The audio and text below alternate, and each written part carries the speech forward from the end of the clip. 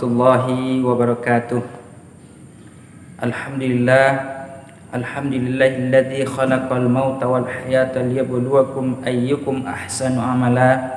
Asyhadu an la ilaha illallah wahdahu la syarikalah wa asyhadu anna Muhammadan abduhu wa rasuluh alladzi la nabiyya ba'da, amma ba'du. Sahabat pecinta channel Naldi Channel, pada kesempatan kali ini kita bersyukur kepada Allah Subhanahu wa taala dapat berjumpa kembali dalam kegiatan saling berbagi. Hari ini saya ingin menyampaikan sebuah nasihat dari seorang imam besar, itu Imam Ibnu Qayyim Al-Jauziyah. Pernah berkata, beliau mengatakan bahwasanya Imam Ahmad Ibn Fadl pernah berkata, "Tadhahabal Islam ala yadi arba'ati asnaf minan nas." Islam akan binasa, Islam akan rusak, Islam bisa hancur oleh 4 golongan manusia. Adapun golongan yang pertama yaitu sanafu la ya'maluna bima ya'lamun. Itu golongan yang pertama, yaitu orang yang tidak mau melaksanakan apa yang diketahuinya, tidak mau beramal dengan ilmu yang dimilikinya. Dia suka melanggar peraturan-peraturan atau syariat-syariat yang telah Allah tetapkan, padahal sesungguhnya dia adalah orang yang mengetahui, baik itu yang berhubungan dengan ibadah mahdhah, ibadah wajib, ataupun ibadah sunat, atau bahkan dia melanggar larangan-larangan yang diharamkan oleh Allah Subhanahu wa taala. Bahkan juga dia melanggar peraturan-peraturan yang ada di sekitarnya, peraturan-peraturan yang berhubungan dengan norma-norma yang ada, atau aturan-aturan yang ada di tempat dia hidup, apakah itu di kantor, di tempat dia bekerja, di sekolah, atau di instansi-instansi dimanapun dia bekerja, dia melanggar. Walaupun sebenarnya dia adalah orang yang tahu, tetapi dia tidak mau melaksanakan apa yang seharusnya dilakukan. Dan ini adalah golongan yang pertama yang akan merusak Islam. Kenapa bisa merusak Islam? Kenapa? Karena dia akan jadi contoh oleh orang-orang di luar sana, orang-orang yang non-muslim. Seharusnya ketika dia seorang yang mengetahui, apakah itu dia termasuk orang yang mengetahui dalam bidang agama ataupun di bidang yang lainnya. Kalau kita bicara hari ini tentang Islam, maka tentu dia mengetahui tentang ajaran Islam. Misalnya kita lihat hari ini banyak anak-anak, apakah itu anak dari madrasah, atau bahkan mungkin ada beberapa anak dari yang tamatan dari pendidikan agama lain, seperti mungkin pondok pesantren atau kampus-kampus agama yang bergelar sarjana agama. Padahal beban berat ada di pundak mereka. Kenapa? Karena orang melihat mereka bagaikan kertas putih.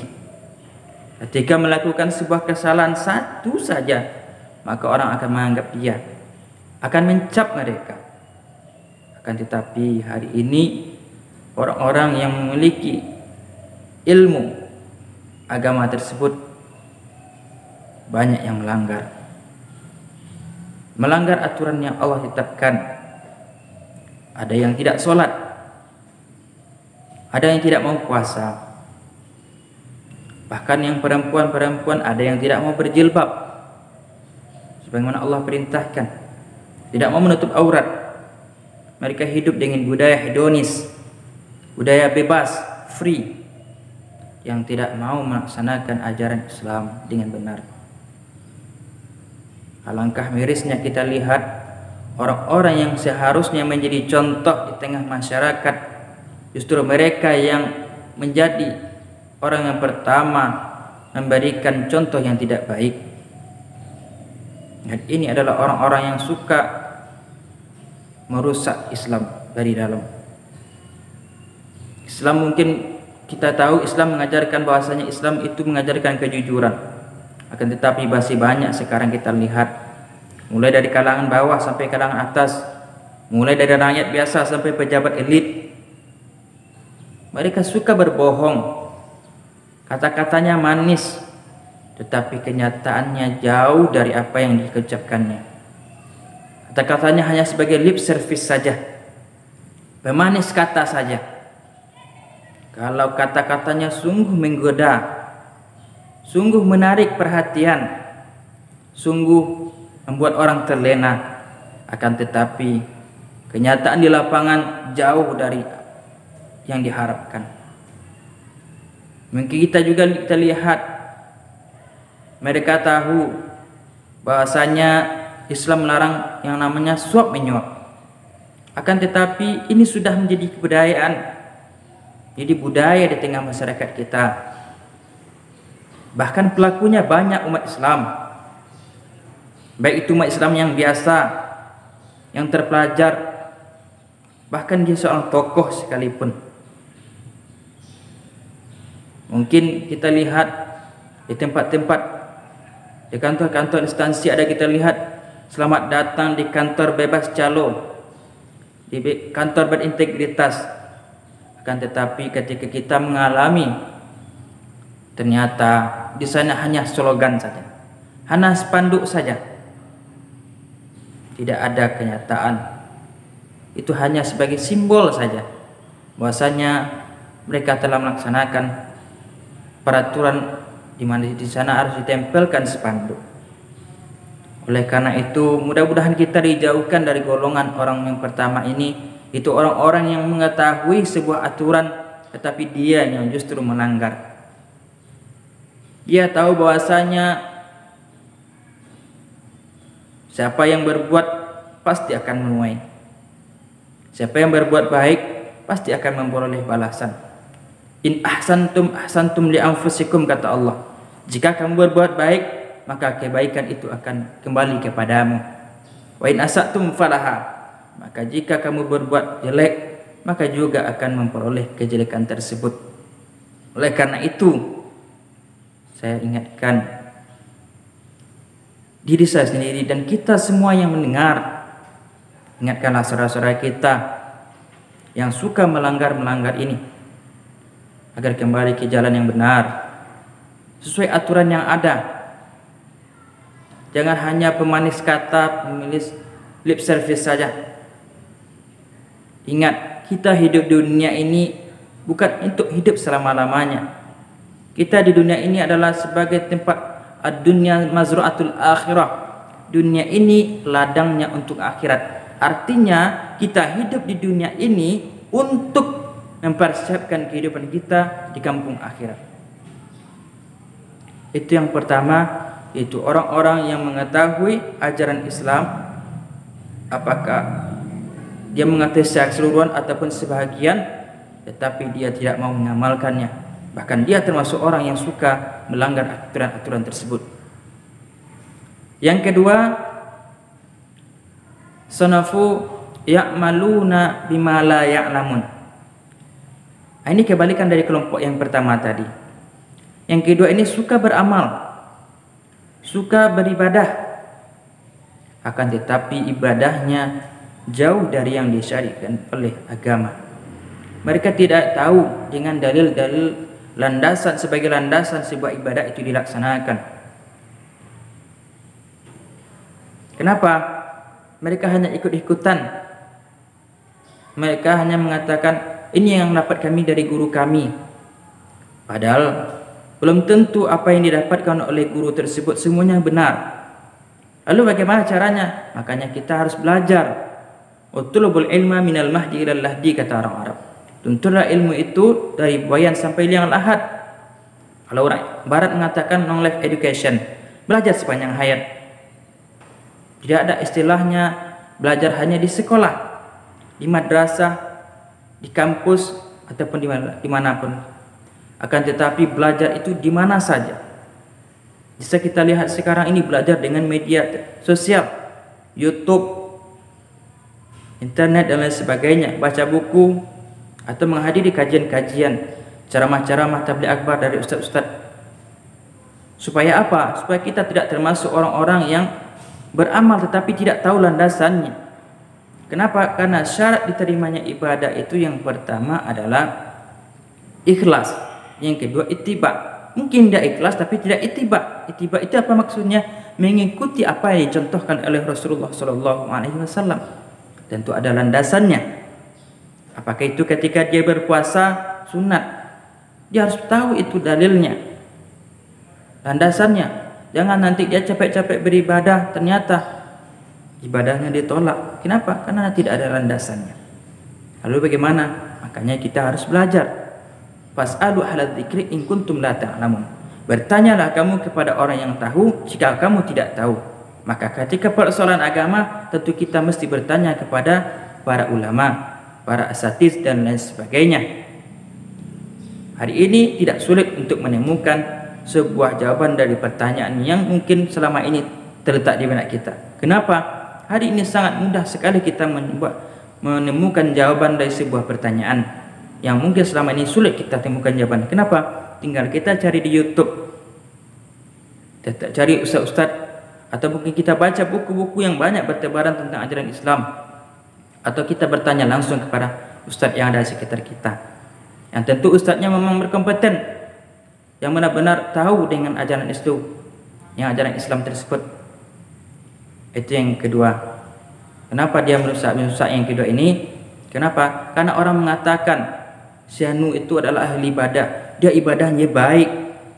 Jadi ada orang yang ahli ibadah tetapi dia tidak mengetahui ukurannya, tidak mengetahui dalilnya, dia jadi patokan dari orang lain sehingga orang lain pun mengikutinya.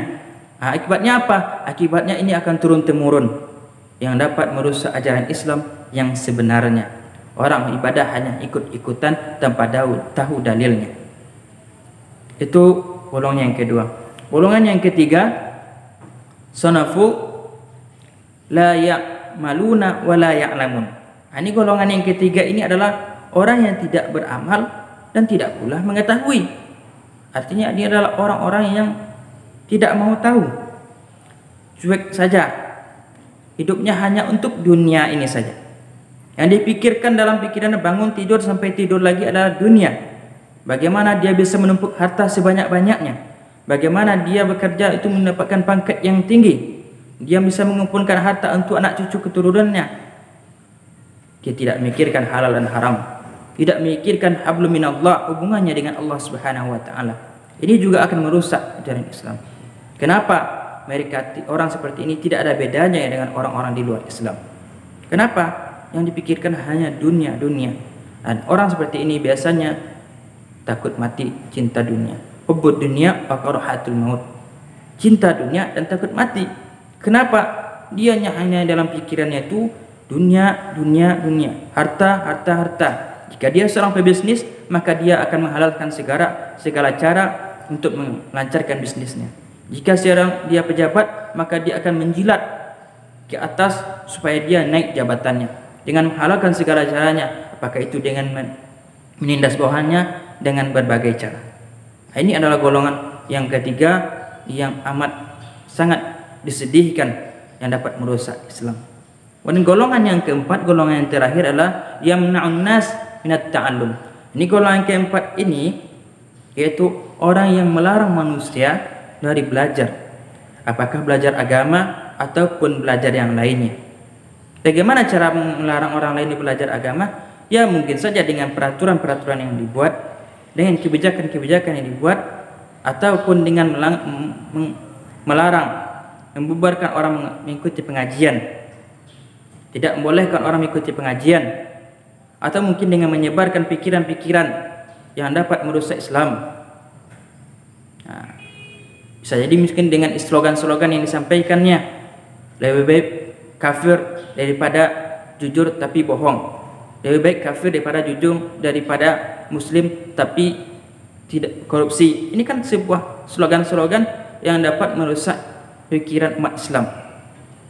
Ada istilah yang lain, lebih baik jilbabi hatinya, tutupi hatinya dulu, dihijabi hatinya daripada berhijab tapi hati busuk. Ini adalah slogan-slogan yang dapat melemahkan semangat orang untuk belajar Islam.